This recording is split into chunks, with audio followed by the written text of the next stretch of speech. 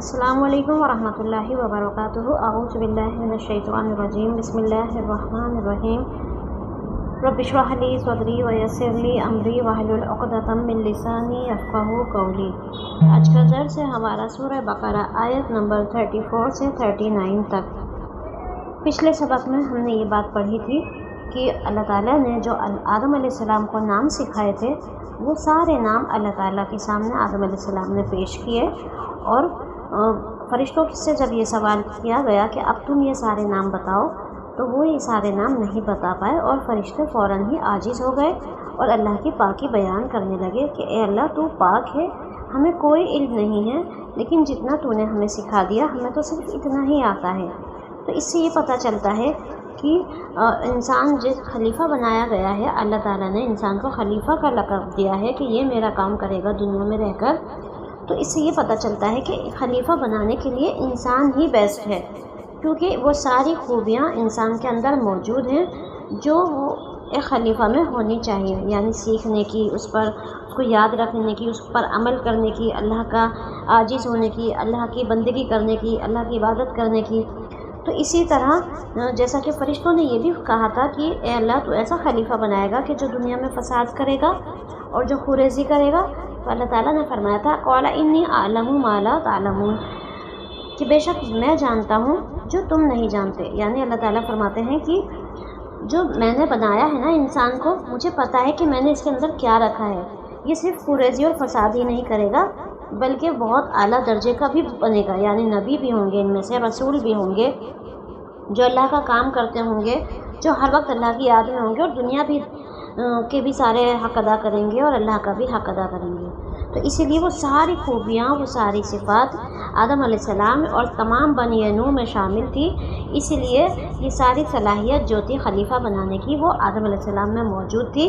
تو اسی لیے اب اللہ تعالیٰ کا ارادہ ہوا کہ میں اب آدم علیہ السلام کو تمام فرشتوں اور تمام جنات پر فضیلت دے دوں، یعنی کہ اب آدم علیہ السلام کو برتر کر دوں کہ تمام فرشتے، تمام جنات اور دنیا کی تمام مخلوق جو ہے وہ انسان کے تابع رہے گی۔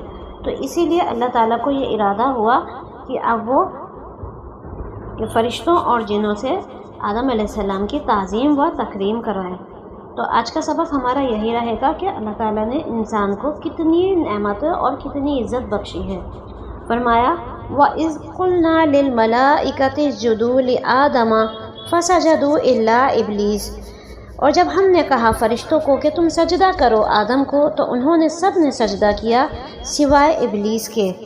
تو سجدہ کا معنی ہوتا ہے سر جھکا کر عاجزی اور فرما برداری ظاہر کرنا، لیکن شرعی اصطلاح میں اس کے معنی زمین پر پیشانی رکھنا قرار دیے ہیں۔ سجدہ چونکہ انتہائی تعظیم کا نشان ہے، اس لیے شریعت محمدیہ صلی اللہ علیہ وسلم میں سجدے کو سوائے اللہ تعالیٰ کے اور کسی کے لیے جائز قرار نہیں دیا، اور غیر اللہ کے لیے سجدہ قطعاً ممنوع فرما دیا۔ سجدے کی دو قسمیں ہوتی ہیں، ایک سجدہ عبادت یعنی کسی کو معبود سمجھ کر سجدہ کرنا، اور اس قسم کا سجدہ تو تمام گزشتہ ملتوں میں بھی کفر اور شرک ہی رہا ہے، یعنی اللہ کے سوا عبادت کے طور سے کسی کو سجدہ نہیں کرنا چاہیے۔ آج بھی شرک ہے یہ، اور ہمیشہ ہی شرک رہا ہے، اور کبھی کسی شریعت میں جائز بھی نہیں رہا۔ دوسری قسم ہوتی ہے سجدے کی، سجدہ تحیت و تکریم، یعنی بطور تعظیم کسی کے سامنے سر جھکانا، جیسے ابتدائی ملاقات میں سلام، مصافحہ اور معانقہ اور دست بوسی کی اس وقت اجازت ہے۔ گزشتہ اور سابقہ شریعتوں میں یہ سجدہ تعظیم و تکریم بطور سلام کے مشروع تھا، لیکن چونکہ شریعت محمد صلی اللہ علیہ وسلم کو یہ ہر طرح کے ظاہری اور باطنی شائبہ شرک سے بھی پاک رکھنا منظور تھا، اسی لیے اس شریعت میں اللہ تعالیٰ کے سوا کسی کو تعظیمی سجدہ جائز نہیں رکھا گیا۔ اس حکم میں رسول اللہ صلی اللہ علیہ وسلم کی احادیث متواترہ موجود ہیں، جس سے سجدہ تعظیمی کا ممنوع اور حرام ہونا ثابت ہو جاتا ہے۔ تو جس سجدے کا حکم اللہ تعالیٰ نے فرشتوں کو دیا تھا وہ سجدہ تعظیم و تکریم اور احترام کے لیے تھا، آدم علیہ السلام کے لیے، جیسا کہ یوسف علیہ السلام کے بھائیوں نے حضرت یوسف علیہ السلام کو کیا تھا۔ तमाम अहले इस्लाम इस बात पर इत्तेफाक भी करते हैं कि वाकई वो सजदा इबादत का नहीं था, ताज़ीमी था। तो ये सजदा भी इबादत का नहीं है जो अल्लाह ताला हुक्म दे रहे हैं अब तमाम फ़रिश्तों को, बल्कि ये कौन सा सजदा है? ताज़ीमी, कि अल्लाह ताला ने तमाम फ़रिश्तों और जिन्नों को क्या हुक्म फरमा दिया कि इंसान तुमसे बरतर है, अब तुम इसके आगे सजदा करो। हुक्म अल्लाह का है लेकिन इबादत में शामिल नहीं होगी ये बात, ये इज़्ज़त और बरतरी देने के लिए थी सिर्फ़। इसी तरह तमाम फ़रिश्तों और तमाम जिन्नात को हुक्म दिया गया था कि तुम आदम को सजदा करो। तो सारे फ़रिश्तों ने सजदा किया आदम अलैहिस्सलाम को, सब के सब झुक गए। और ये सब क्यों झुक गए थे? क्योंकि इसमें अल्लाह का हुक्म था। इल्ला इब्लीस, सिवाय इब्लीस के। अब ये इब्लीस कौन है? इब्लीस यानी शैतान। इसके दो नाम बताए जाते हैं, हारिस और अज़ाज़ील, और इसके 4 पीर थे। इल्म इज्तिहाद में बड़ा माहिर था, इसीलिए कुब्र व गुरूर और बड़ाई और इसके दिमाग पर हर तरफ से छाई रहती थी। जन्नत का खाजिन था। सच तो ये है कि जन्नात में से था, जैसा कि कुरान करीम में तस्रीह भी है, मिनल जिन्नी, ये आग के भड़कते हुए शौलों में से पैदा किया गया था, जिसका बयान कुरान अजीज़ की इस आयत में भी है, मिम्मा रिजिम मिन नार। ऊपर की इस तकरीर से ये बात वाज़ेह होकर सामने आ जाती है कि शैतान जिनों में से था, लेकिन शुबा इस बात में हो सकता है कि फ़रिश्तों में से था या जिनों में से, चूँकि इब्लीस कहकर मलाइका से इस्तशना किया गया है। यहाँ पर आता है कि ये जिनों में से था, जिन्नात में से सबसे आला दर्जे की इबादत करने वाला था, इसलिए फ़रिश्तों के साथ रहता था। तो तमाम फ़रिश्तों को जब हुक्म हुआ कि वो आदम अलैहिस्सलाम को सजदा करें, तो ये फिर हुक्म इसके लिए भी लाजिम हो गया था, क्योंकि ये हर वक्त फ़रिश्तों के साथ ही रहता था। तो तमाम फ़रिश्तों ने सजदा किया आदम अलैहिस्सलाम को, सिवाय इब्लीस के। अब ये इब्लीस ने क्यों मना किया इस सजदा करने से? इसने कहा अबा वस्तकबरा, उसने इनकार किया और तकब्बुर किया। वकाना मिनल काफिरीन, और हो गया वो काफिरों में से। यानी सब फरिश्ते हुक्म इलाही बजा लाए, सब ने आदम अलैहिस्सलाम को सजदा किया, मगर इब्लीस ने नहीं किया। उसने हुक्म मानने से इनकार कर दिया और कहा अबा वस्तकबरा, मैं इससे बड़ा हूँ, मैं क्यों मानूँ इसके आगे, मैं क्यों झुकूँ? हालांकि ये तो मिट्टी से बना है और मैं आग से बना हूँ, और मुझे अल्लाह ताला ने बहुत पहले पैदा किया तो मैं इससे बड़ा हूँ, इसको अभी पैदा किया है तो ये छोटा है, तो मैं इसके आगे नहीं झुक सकता, और मैं तो इतना इबादत गुजार हूँ, मैं तो सिर्फ अल्लाह के आगे झुकूँगा, आदम अलैहिस्सलाम के आगे नहीं। हालांकि ये इबादत वाला सजदा नहीं था, ये तो ताज़ीमी सजदा था जो अल्लाह के हुक्म से करना था, जैसे कि फ़रिश्तों ने भी किया। लेकिन इसने आपको चूँकि बड़ा बन के अपने आप को क्या कहा कि मैं बड़ा हूँ, और तकब्बुर में आ गया। अब एक तकब्बुर की वजह से उसकी इतने हज़ारों साल की इबादत जो थी ज़ाया हो गई। तो इंसान इबादत कम करने से बर्बाद नहीं होता, बल्कि तकब्बुर करने से ही बर्बाद हो जाता है। तो उसको फिर अल्लाह ताला ने धुतकारा और जन्नत से निकाल दिया, और हो गया वो काफिरों में से, यानी नाफरमानों में से। नाफरमान कहते हैं जो अल्लाह का हुक्म नहीं मानते। इब्लीस इल्म व मारिफत में ऐसा मुकाम रखता था कि इसे ताउसुल मलाइका कहा जाता था। इसके कुब्र व गुरूर के सबब अल्लाह ताला ने अपनी बख्श हुई मारिफत और इल्म व फ़हम की दौलत से इससे सल्ब कर ली। तो इस सबक से हमें क्या समझ में आता है इस आयत से, कि इब्लीस का वाक़या इबरतनाक वाक़या है, और उसकी हज़ारों साल की इबादत गुजारी का जो हश्र बारगाह इलाही में गुस्ताखी और बगावत की वजह से हुआ, वो बिलाशुबा सरमाए सदर हज़ार इबरत है। चंद इबरतें मुख्तसरन हम यहाँ बात कर लेते हैं कि तकब्बुर ऐसा बड़ा गुनाह है जिसने इब्लीस का सत्यानाश कर दिया और इसको बारगाह इलाही से निकलवा दिया।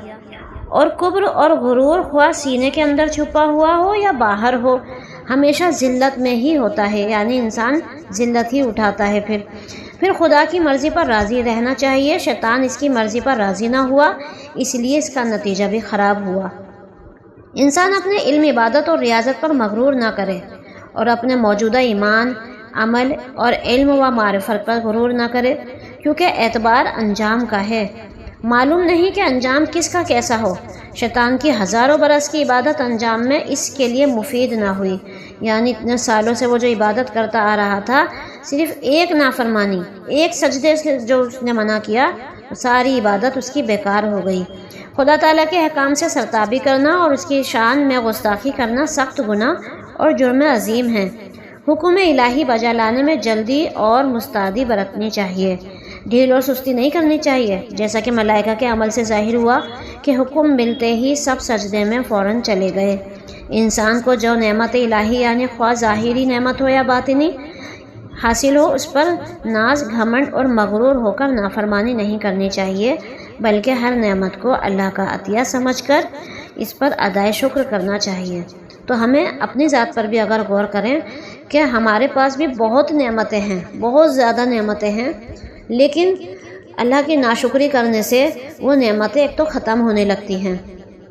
دوسری بات، اگر ناشکری نہیں کر رہے ہیں، خوش ہو رہے ہیں کہ ہاں ہمارے پاس بہت ہے، تو وہ خوش ہونا اتنا زیادہ نہیں ہونا چاہیے کہ تکبر میں شامل ہو جائے کہ ہمارے پاس ہی سب سے زیادہ ہے۔ تو یہ بات جب تکبر میں شامل ہو جائے گی تو تکبر اللہ تعالیٰ کو بالکل پسند نہیں ہے۔ تکبر اللہ کی چادر ہے، اور جو کوئی بندہ تکبر کرے گا تو وہ اللہ کی چادر کو کھینچے گا، اور جب بندہ اللہ کی چادر کھینچے گا تو اللہ کو غصہ آئے گا، اللہ ناراض ہوگا۔ تو شیطان نے بھی یہی کیا، تکبر کیا، تو اللہ تعالیٰ اس پر ناراض ہوئے اور اس کو جنت سے نکال دیا۔ تو انسان بھی اسی طرح تکبر کر کے اللہ سے دور ہو جاتا ہے، بھلے ہی وہ کتنا بھی عبادت گزار ہو۔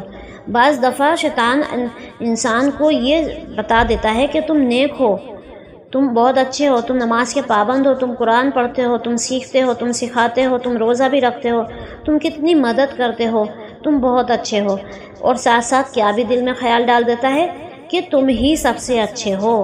تو ایسی حالت میں پھر بندہ تکبر میں آ جاتا ہے، اور جب بندہ تکبر میں آتا ہے تو وہ کافروں میں سے ہو جاتا ہے، یعنی اللہ کے انکار کرنے والوں میں سے، کیونکہ تکبر کرنے والا ہرگز جنت میں نہیں جائے گا جب تک کہ اسے جہنم میں ڈال کر تپایا نہیں جائے، جب تک کہ اس کے وہ تکبر جلایا نہ جائے۔ جب وہ تکبر جل جائے گا، ختم ہو جائے گا، جو پھر اس کا ایمان بچے گا، پھر وہ جنت میں ڈالا جائے گا۔ وَقُلْنَا يَا آدَمُ اسْكُنْ أَنْتَ وَزَوْجُكَ الْجَنَّةَ، اور ہم نے کہا اے آدم تم رہو اور تمہاری بیوی بھی جنت میں۔ اب آدم علیہ السلام نے شیطان کو باہر کر کے حضرت آدم علیہ السلام کو اور ان کی بیوی کو حکم دیا اللہ تعالیٰ نے کہ اب تم دونوں آرام سے سکون سے جنت میں رہو۔ اب یہاں لفظ آیا ہے سکنا، یعنی اسکن، تو اس کا مطلب ہوتا ہے کہ یہ عارضی تھی، یہ جگہ ان کے لیے عارضی تھی، ہمیشہ کے لیے نہیں تھی، چونکہ اللہ تعالیٰ کا پہلے ہی ارادہ تھا کہ وہ انسان کو خلیفہ بنا کر زمین پر اتارے گا، تو اسی لیے لفظ یہاں دیا گیا وَقُلْنَا يَا آدَمُ اسْكُنْ، بس تھوڑے وقت کے لیے تمہیں یہاں رہنا ہے اور تمہاری بیوی کو بھی۔ تو یہ وہ جنت ہے جو قیامت کے بعد تمام انسانوں کا حساب کتاب ہونے کے بعد جب بندہ جنت میں جائے گا نا، تو یہ اس جنت کی بات چل رہی ہے کہ تم اب اس جنت میں رہو آرام سے، اور تمہاری بیوی بھی رہیں گی اس میں۔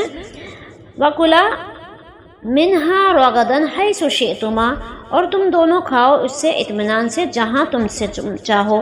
تو رغدہ کا میننگ ہوتا ہے جی بھر کے کھانا، یا پھر کسی کھانے میں کمی یا ختم ہونے کا ڈر نہ ہونا، جیسے کہ ایک چرواہا ہوتا ہے، وہ اپنی بھیڑ بکریوں کو لے کر جاتا ہے ان کو چرانے کے لیے، تو صبح سے لے کے شام تک وہ بھیڑ اور بکریاں اپنی مرضی سے جہاں سے چاہیں، جتنا چاہیں، جیسے چاہیں کھاتی ہیں، نہ ان کو کوئی جلد بازی ہے، نہ انہیں ختم ہونے کی فکر ہے، نہ انہیں یہ فکر ہے کہ یہ کم ہو جائے گا تو باقی سب کیا کھائیں گے، انہیں کوئی فکر نہیں ہے۔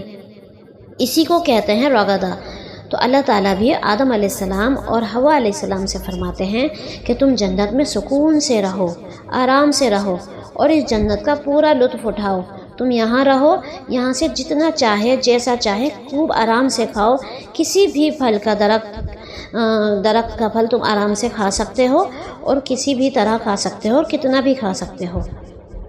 لیکن ہاں، ایک چیز سے انہیں منع کیا گیا کہ تمام چیزیں تمہارے لیے جائز ہے کھانا، ایک ان کے اوپر شرط لگا دی گئی وَلَا تَقْرَبَا هَٰذِهِ الشَّجَرَةَ، اور نہ تم قریب جانا اس درخت کے پاس، فَتَكُونَا مِنَ الظَّالِمِينَ، تو پھر ہو جاؤ گے تم ظالموں میں سے۔ تو اتنے سارے انعامات ملنے کے بعد کہ جنت مل گئی، عزت اور تعظیم مل گئی، تمام فرشتوں نے سجدہ کیا، اب آدم علیہ السلام جنت میں ہیں، اور یہ بھی حکم دے دیا کہ تم آرام سے کھاؤ پیو، یعنی ایک کے بعد ایک انعامات ہوتے چلے جا رہے ہیں۔ لیکن ہاں، ایک چیز سے ان کو روکا گیا، یعنی کسی خاص درخت سے۔ یہ اشارہ کسی خاص درخت کی طرف ہے، اس کے قریب بھی نہ جانا، اور اس حکم سے اصل مقصد تو یہ تھا کہ اس درخت کا پھل نہ کھانا، مگر تاکید کے طور پر فرمایا گیا کہ اس کے پاس بھی نہ جانا۔ مراد یہی کہ اس کا پھل کھانے کے لیے اس کے پاس نہیں جانا۔ تو یہاں حکم ایک تو پھل کھانے سے روکا گیا ہے، اور دوسرا کہ اللہ کے حکم کی فرما برداری بھی کرنی ہے، کہ اس کے پاس بھی نہیں جانا، اس درخت کے قریب بھی مت جانا۔ کہیں ایسا نہ ہو کہ اگر تم اس کے قریب چلے گئے کہ تمہارے دل میں کوئی وسوسہ نہ آ جائے، کوئی خیال نہ آ جائے کہ میں اسے چکھ کر دیکھوں، تو حکم دے دیا گیا کہ اس کے قریب بھی مت جانا۔ جیسا کہ اللہ تعالیٰ ہر حلال چیز کے ساتھ ایک حرام چیز سے فوراً ہی روک دیتے ہیں، کچھ حدود اور کچھ پابندیاں لگا دیتے ہیں کہ یہ سب چیزیں تمہارے لیے آسان ہیں، بس تم یہاں اس حد سے آگے مت بڑھنا، یہاں تمہاری حد ہے، اگر تم اس سے آگے بڑھے تو تم ظالموں میں سے ہو جاؤ گے، یعنی ظلم کرنے والوں میں سے ہو جاؤ گے۔ اور ظلم کرنے کا مطلب کیا ہوتا ہے؟ اللہ کے حق میں کمی کرنا اور اس کے بندوں کے حق میں بھی کمی کرنا، تو یہ ہو جاتا ہے ظلم، یعنی کسی کو وہ مقام نہ دینا جو وہ اس کا حق رکھتا ہو۔ تو یعنی اگر بندہ ایسے اللہ تعالیٰ کی نافرمانی کر جائے، یعنی اللہ تعالیٰ نے جہاں تک حدود بتا دی ہیں کہ تمہیں اپنی حد میں رہنا چاہیے، پھر بندہ نافرمانی کر جائے تو سمجھو اس نے اللہ کا حق ادا نہیں کیا۔ جو اللہ تعالیٰ نے لمٹس بتائی ہیں انسان کو، وہ پھر اس کو کراس کرے گا اگر، تو وہ ظالموں میں سے ہو جائے گا۔ تو یہاں حکم تھا کہ تم اس شجر کے پاس نہ جانا بھی نہیں ہے اور پھل تو کھانا ہی نہیں ہے۔ تو اس لیے اگر تم اس کے پاس گئے تو تم کیا کر دو گے؟ اللہ کے حق میں اور اس کے حکم میں نافرمانی کر جاؤ گے اور اس کا حق ادا کرنے میں کمی کر جاؤ گے، اسی لیے تم ظالموں میں سے ہو جاؤ گے۔ ظلم کا مطلب ہوتا ہے بے انصافی، زبردستی، ستمگاری، شرک، گناہ، تقصیر کے لیے استعمال ہوتا ہے۔ ظلم کے اصل معنی ہے غیر کی ملک میں تصرف کرنا اور حد سے گزر جانا۔ علماء نے لکھا ہے کہ ظلم 3 طرح کا ہوتا ہے۔ اول، ظلم وہ جو انسان سے اللہ تعالیٰ کے بارے میں ہوتا ہے، اس سلسلے میں سب سے ظلم کفر اور شرک اور نفاق ہے۔ دوسرا ظلم وہ جو انسان سے دوسرے انسانوں کے بارے میں ہوتا ہے۔ تیسرا ظلم وہ ہے جو انسان سے اپنے نفس کے بارے میں سرزد ہو جاتا ہے۔ تو یہاں بتایا کہ اگر تم نافرمانی کرو گے، اس شجر کے پاس جاؤ گے، تو تم اللہ کے حق میں کمی کر دو گے جو اللہ تعالیٰ نے منع کیا ہے۔ پھر فرمایا کہ تم ان لوگوں میں سے نہ ہو جاؤ کہ جو اپنی جانوں پر ظلم کرتے ہیں۔ تو یہ تینوں ہی ظلم جو ہم نے ابھی پڑھے، تو اس کا مطلب یہ ہے کہ ہمیں ان میں سے کسی بھی ظلم میں شامل نہیں ہونا چاہیے۔ پھر ارشاد ہوتا ہے فَأَزَلَّهُمَا الشَّيْطَانُ عَنْهَا فَأَخْرَجَهُمَا مِمَّا كَانَا فِيهِ، ان دونوں کو پھسلا دیا شیطان نے اس سے اور پھر نکلوا دیا اس میں جو تھے وہ، اور اس میں ازلہما کا میننگ ہوتا ہے بنا ارادے کے پیر پھسل جانا۔ یہاں آدم علیہ السلام جو ہیں پھسل گئے، کس کی باتوں میں آ کر؟ شیطان مردود کی باتوں میں آ کر۔ اور یہ کس طرح سے بہکایا ان کو؟ شیطان کو جب اللہ تعالیٰ نے جنت سے نکالا سجدے کے انکار پر، تو اب شیطان کا ارادہ ہو گیا تھا کہ وہ آدم علیہ السلام کو بھی جنت سے نکلوائے۔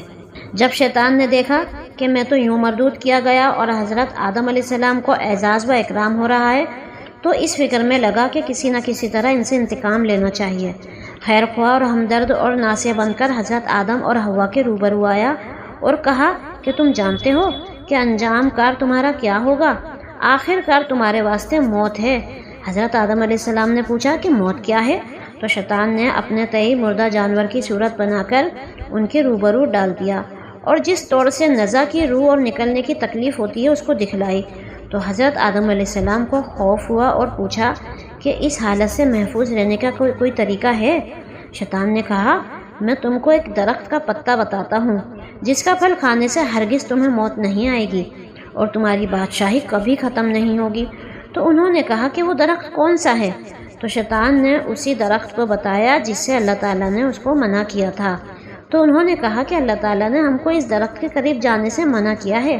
تو شیطان نے جواب دیا کہ تمہارے رب نے تم کو اس واسطے اس درخت سے منع نہیں کیا کہ اس کے پھل کھانے سے تمہیں کوئی نقصان ہوگا، بلکہ اس لیے منع کیا ہے کہ اگر تم نے اس کا پھل کھا لیا تو تم فرشتوں کی طرح ہو جاؤ گے کہ وہ بالکل خدا کی یاد سے غافل ہی نہیں ہوتے اور کھانے پینے کی فکر ہی نہیں رکھتے۔ اگر تم کو یہ حالت حاصل ہو جائے گی تو زمین کی خلافت تم سے انجام نہ ہو سکے گی۔ یعنی کس طرح سے بہکایا شیطان نے کہ اگر تم یہ پھل کھا لو گے تو تم فرشتوں کی طرح ہو جاؤ گے، ہر وقت عبادت میں لگے رہو گے۔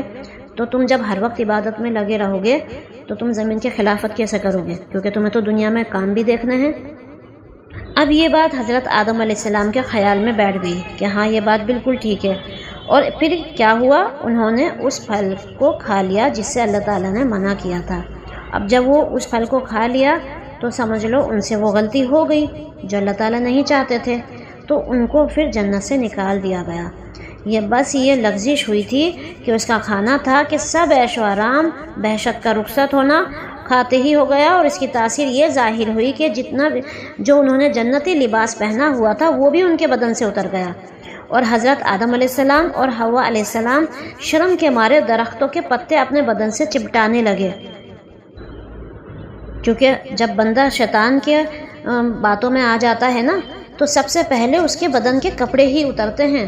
آج بھی اگر ہم غور کریں کہ جو انسان پہلے دین میں تھا، حالات تھوڑے تنگ تھے، غریبی کا ماحول تھا، تو بندہ کیا کرتا ہے، اللہ ہی اللہ کرتا ہے، اللہ کو یاد کرتا رہتا ہے، اور لباس بھی اتنے زیادہ نہیں ہوتے ہیں، نہ اتنے قیمتی ہوتے ہیں، تو وہ اس کو پورا اپنے آپ کو ڈھک کر چلتا ہے۔ جیسے ہی حالات اچھے ہوتے ہیں، نعمتیں ملنی شروع ہو جاتی ہیں، تو پھر کیا ہوتا ہے، بندے کے دل میں خیال آتا ہے اب تو میرا لباس اچھا ہو گیا، اب میں اس کو چھپانے کے لیے تھوڑی نہ پہنوں گی، تو وہ برقع اتار دیتے ہیں اپنا، پھر دھیرے دھیرے وہ سر پہ دوپٹہ رکھتے ہیں، پھر سر پہ دوپٹہ رکھ کر انہیں لگتا ہے کہ ہماری خوبصورتی میں تھوڑی کمی لگ رہی ہے، پھر وہ سر سے دوپٹہ بھی سرکنے لگتا ہے، گلے میں آ جاتا ہے، گلے میں آنے کے بعد پھر وہ گلے میں بھی بوجھ یا بھاری ہو جاتا ہے۔ تو جیسے ہی بندہ شیطان کے بہکاوے میں آتا ہے، شیطان کا ہمیشہ ایک رول رہا ہے کہ وہ جب بھی کسی سے کوئی غلط کام کرواتا ہے نا تو پہلے اس کو خوبصورت بناتا ہے، اس گناہ کو خوبصورت بنا دیتا ہے۔ جیسے کہ عورت ذات ہے، شیطانی حملوں پر اکثر یہ آ جاتی ہے، تو اس کو لگتا ہے کہ اب میں خوبصورت دکھ رہی ہوں اپنے سر سے دوپٹہ اتار کر، اگر میں نے سر پہ دوپٹہ رکھا تو میں اولڈ فیشن لگوں گی، اگر اتار دوں گی تو زیادہ خوبصورت لگوں گی۔ اسی طرح کپڑوں کا ٹائٹ پہننا یا اسی طرح ڈیپ گلے پہننا، تو یہ سب چیزیں کس میں شامل آ جاتی ہیں، شیطان کے بہکاوے میں۔ شیطان کہتا ہے تم ایسے خوبصورت لگو گی، تو پھر لیڈیز کیا کرتی ہیں، ایسے ہی لباس پہننا شروع کر دیتی ہیں۔ تو جب بھی کوئی بھی بندہ شیطان کے بہکاوے میں آئے گا تو سمجھو اس کے اوپر سے اس کا لباس اترے گا۔ اور آج سب سے زیادہ اس چیز کا ٹرینڈ ہے کہ لڑکے بھی اور لڑکیاں بھی اپنے بدن سے کپڑے ہی سب سے پہلے اتار رہے ہیں تاکہ وہ خوبصورت لگیں۔ تو یہ شیطانی حملے ہوتے ہیں، ہمیں ان چیزوں سے بچنا چاہیے۔ جب انہوں نے یہ غلطی ان سے ہو گئی، یہ گستاخی، فرمایا وَقُلْنَا اهْبِطُوا، اتر جاؤ اب تم، بَعْضُكُمْ لِبَعْضٍ، بعض تمہارے بعض کے، عَدُوٌّ دشمن ہوں گے، وَلَكُمْ فِي الْأَرْضِ مُسْتَقَرٌّ وَمَتَاعٌ إِلَىٰ حِينٍ، اور تمہارے لیے زمین میں ٹھکانہ ہوگا ایک حد تک، یعنی کچھ وقت تک کے لیے تمہارا ٹھکانہ ہوگا۔ تو جب ان سے یہ غلطی ہو گئی اور وہ شیطان کے بہکاوے میں آ گئے تو سب سے پہلے تو ان کی نعمتیں، جو جنتی لباس تھا وہ اتر گیا، اور جو جنت کی عیش تھی وہ بھی ختم ہو گئی۔ اب اللہ تعالیٰ نے ان کو حکم دیا کہ اب تم زمین پر اتر جاؤ۔ چونکہ اللہ تعالیٰ کا ارادہ بھی یہی تھا، تو وہ اسباب کیا بنے، ہمیں اس پر غور کرنا چاہیے کہ جنت میں سے شیطان کے بہکاوے میں آ کے آپ کو نکالا گیا، تو پھر وہاں سے اللہ تعالیٰ کا حکم ہو گیا کہ اب تم اتر جاؤ اس زمین پر، اور وہ زمین کیسی ہوگی، جس میں بعض کے دشمن ہوں گے، یعنی انسان کا دشمن ہوگا، شیطان انسان کا دشمن ہے، اور انسان شیطان کا دشمن ہے، تو سب ایک دوسرے کے دشمن ہوں گے۔ اب تم ایسی جگہ پر رہو، اور یاد رکھنا کہ اس جگہ پر تمہیں ہمیشہ نہیں رہنا، کچھ وقت کے لیے رہنا ہے بس، اور اس کچھ وقت کے رہنے میں تمہیں اپنے لیے فائدے کا سامان اکٹھا کرنا ہے، یعنی کہ جب تم لوٹ کر آؤ گے، یعنی جب تمہیں موت آئے گی، تو تم اس اپنی موت کے وقت میں جب واپس آؤ گے تو پھر تمہیں کیا کرنا ہوگا، اپنے لیے فائدے کا سامان، یعنی نیکیاں اکٹھی کرنی ہوں گی، جنت میں جانے والے اعمال اکٹھے کرنے ہوں گے، وہ کام کرنے ہوں گے جو ہمیں جنت میں جانے سے نہ روکے۔ تو یہ اس آیت میں نا ہم سب کے لیے خطاب ہے، تمام بنی نوح کے لیے خطاب ہے کہ جیسے تمہارے باپ آدم علیہ السلام کو جنت سے نکالا گیا تھا شیطان کی ایک بہکاوے میں آ کر اور ایک غلطی پر، تو اب تم سب کو واپس اگر جنت میں آنا ہے تو تمہیں شیطان کو چھوڑنا ہوگا اور اپنے لیے وہ فائدے کا سامان اکٹھا کرنا ہوگا جو کہ تمہیں جنت میں لے جایا جا سکے۔ اور اس بات پر بھی غور کرنا کہ جب بندہ دنیا میں جاتا ہے تو بس وہ تھوڑے وقت کے لیے ہی جاتا ہے، یعنی جب تک کہ اس کی زندگی ہے بس وہ جب تک کے لیے ہی وہاں رہے گا، اس کے بعد وہ واپس ہمارے پاس ہی آئے گا، یعنی اسے موت آئے گی۔ تو ہمیں کیا کرنا چاہیے کہ جب تک ہم دنیا میں ہیں، زندہ ہیں، تو ہمیں اپنے لیے فائدے کا سامان اکٹھا کرنا چاہیے، یعنی آخرت کی تیاری کرنی چاہیے، اور جو شیطان ہمارا دشمن ہے اس کے حملوں سے بھی ہمیں بچنے کی کوشش کرنی ہے۔ فَتَلَقَّىٰ آدَمَ مِن رَّبِّهِ كَلِمَاتٍ فَتَابَ عَلَيْهِ، پھر حاصل کر لیے آدم نے اپنے رب سے کچھ کلمے، پھر اس نے توبہ قبول کی۔ یعنی اب آدم علیہ السلام دنیا میں آ گئے ہیں، بڑے پریشان ہیں، جنت کی وہ عیش ختم ہو گئی ہے، اکیلے ہیں، حوا علیہ السلام کو کہیں اور اتار دیا گیا ہے، آدم علیہ السلام کو کہیں اور اتار دیا گیا ہے، اب یہ دونوں الگ الگ ہو گئے ہیں۔ اب آدم علیہ السلام جنت سے اتارے گئے تو ان کو اپنی غلطی پر بہت احساس ہوا، بڑی ندامت ہوئی، بڑی پشیمانی ہوئی، اور ایک مدت تک کے زمین پر پریشان حال ہی اپنی خطاؤں پر روتے رہے، گریزاری کرتے رہے۔ آخر کار اللہ تعالیٰ کو رحم آ گیا، چونکہ اللہ تعالیٰ نے ہی تو تمام نام آدم علیہ السلام کو سکھائے تھے، تو وہ آدم علیہ السلام نے سیکھے اور بتا دیے تھے۔ اب یہ والی جو بات تھی کہ توبہ کرنے کی، یہ ابھی آدم علیہ السلام کے ذہن میں آئی ہی نہیں تھی، کیونکہ جتنا اللہ تعالیٰ نے علم سکھایا اتنا ہی ان کو آتا تھا۔ اب آدم علیہ السلام پر اللہ تعالیٰ کو رحم آیا، اور پھر حضرت آدم علیہ السلام کو خود ہی اللہ تعالیٰ نے معافی طلب کرنے کے لیے کچھ کلمات سکھائے اور ان پر توجہ فرمائی، اور حضرت آدم علیہ السلام کی توبہ قبول ہوئی۔ تو وہ کلمات کون سے تھے جو اللہ تعالیٰ نے آدم علیہ السلام کو سکھائے تھے؟ ربنا ظلمنا انفسنا وان لم تغفر لنا وترحمنا لنکونن من الخاسرین۔ یہ والی دعا اللہ تعالیٰ نے آدم علیہ السلام کو سکھائی۔ یہ دعا سورہ اعراف میں ہے، 8ویں پارے میں آتی ہے، جس کا ترجمہ یہ ہے: اے میرے پروردگار، ہم نے اپنی جانوں پر ظلم کیا۔ اللہ تعالیٰ نے فرمایا تھا نا کہ اس درخت کا پھل مت کھانا، نہیں تو تم ظالموں میں سے ہو جاؤ گے۔ تو یہاں اللہ تعالیٰ نے دعا بھی ایسی ہی سکھائی کہ بندے کو احساس ہو کہ ظلم تم نے خود کیا ہے۔ اے ہمارے پروردگار، ہم نے اپنی جانوں پر بڑا ظلم کیا، اگر تو ہماری مغفرت نہیں کرے گا اور ہم پر رحم نہیں کرے گا تو یقیناً ہم بہت نقصان اٹھانے والوں میں سے ہو جائیں گے۔ تو یہ کلمات جو ہیں آدم علیہ السلام نے جب پڑھے اور توبہ کی تو اللہ تعالیٰ کو رحم آیا، تو اللہ تعالیٰ نے ان کی توبہ قبول کی۔ انہ هو التواب الرحیم، بے شک وہ توبہ کا قبول کرنے والا ہے اور رحم کرنے والا ہے۔ اب دیکھیے، جب بندے سے کوئی غلطی ہو جائے تو وہ کبھی بھی یہ نہ سوچے کہ مجھ سے غلطی ہو گئی کہ اب میں کیا کروں، یا میری تو اب توبہ ہو ہی نہیں سکتی، میں نے تو ایسی بڑی غلطی کر دی ہے۔ تو ہمیں یہ کبھی بھی نہیں سوچنا چاہیے۔ دیکھو، شیطان نے ساری عمر اپنی عبادت میں گزاری، ایک غلطی کی، اور وہ بھی کیسی غلطی؟ تکبر کی، تو وہ ملعون ہو گیا، دھتکارا ہوا ہو گیا۔ انسان سے بھی غلطی ہوئی، یعنی آدم علیہ السلام سے بھی غلطی ہوئی، لیکن ان کی غلطی کو اپنے آپ میں احساس ہو گیا کہ مجھ سے غلطی ہو گئی، یہ روئے، پشیمان ہوئے، اپنے آپ میں ندامت محسوس کی، تو اللہ تعالیٰ نے بھی ان کی توبہ قبول کی۔ تو جب بندے سے غلطی ہو جائے نا تو پھر اس پر کبھی بھی یہ نہیں سوچنا چاہیے کہ میری تو کوئی غلطی تھی ہی نہیں، بلکہ یہ سوچنا چاہیے کہ اللہ مجھ سے غلطی ہو گئی، اب تو مجھے معاف کر دے۔ تکبر کر کے انسان ہمیشہ دھتکارا ہوا ہو جاتا ہے، جیسا کہ شیطان بھی ہوا۔ تو تکبر کیا ہے؟ کہ اپنی غلطی کو نہ ماننا۔ شیطان نے بھی یہی کیا، ایک تو حکم نہیں مانا، پھر تکبر بھی کیا کہ میں نہیں مانتا، میں اس کے آگے نہیں جھکوں گا۔ تو یہ انسان کو اللہ سے دور کر دیتا ہے، جبکہ اپنی غلطی پر شرمندہ ہونا انسان کو اللہ کے قریب کر دیتا ہے۔ اور جب بندہ توبہ کی امید کرتا ہے نا، اور توبہ کرتا ہے دل سے، بالکل آئندہ ایسی غلطی نہ کرنے کا ارادہ کر لیتا ہے، تو اللہ تعالیٰ بھی اس کے لیے توبہ قبول کرتا ہے، اللہ تعالیٰ بھی اس کے لیے پلٹ کر آتا ہے۔ توبہ کا میننگ ہی یہی ہے، پلٹ کر آنا. بندہ بھی اللہ کی طرف پلٹ کر آتا ہے اپنی غلطی کو مانتے ہوئے اور شرمندہ ہوتے ہوئے، اور اللہ تعالیٰ بھی اپنے بندے کی طرف پلٹ کر آتے ہیں اس کی توبہ قبول کرنے کے لیے، کیونکہ وہی رحیم ہے، وہ رحم کرنے والا ہے. تو اللہ تعالیٰ نے پھر آدم علیہ السلام کی اس توبہ کو قبول کیا. قُلْنَا اهْبِطُوا مِنْهَا، اور ہم نے کہا اتر جاؤ یہاں سے جمیعاً سب کے سب. فَإِمَّا يَأْتِيَنَّكُم مِّنِّي هُدًى، بس جب تمہیں پہنچے میری طرف سے کوئی ہدایت، فَمَن تَبِعَ هُدَايَ، سو جو چلا میری ہدایت پر، فَلَا خَوْفٌ عَلَيْهِمْ وَلَا هُمْ يَحْزَنُونَ، تو پھر ایسے لوگوں کو نہ تو کوئی خوف ہوگا اور نہ وہ غمگین ہوں گے. تو اب ان سب کو جنت سے نکال دیا گیا، یعنی سب کچھ زمین پر اتار دیا گیا، جتنے بھی حضرت آدم علیہ السلام، حوا علیہ السلام، شیطان اور تمام وہ انسانیات جو اللہ تعالیٰ نے عالم ارواح میں پیدا کی تھی، سب کو زمین پر اتار دیا گیا. اور کیا حکم دیا گیا کہ جب بھی میری طرف سے تمہارے لیے کوئی ہدایت کا راستہ آئے، کوئی بات میری طرف سے تمہارے لیے ہدایت کی بات پہنچے، تو تمہیں کیا کرنا ہوگا؟ اس ہدایت کو قبول کرنا ہوگا. ہدایت کیا ہوتی ہے؟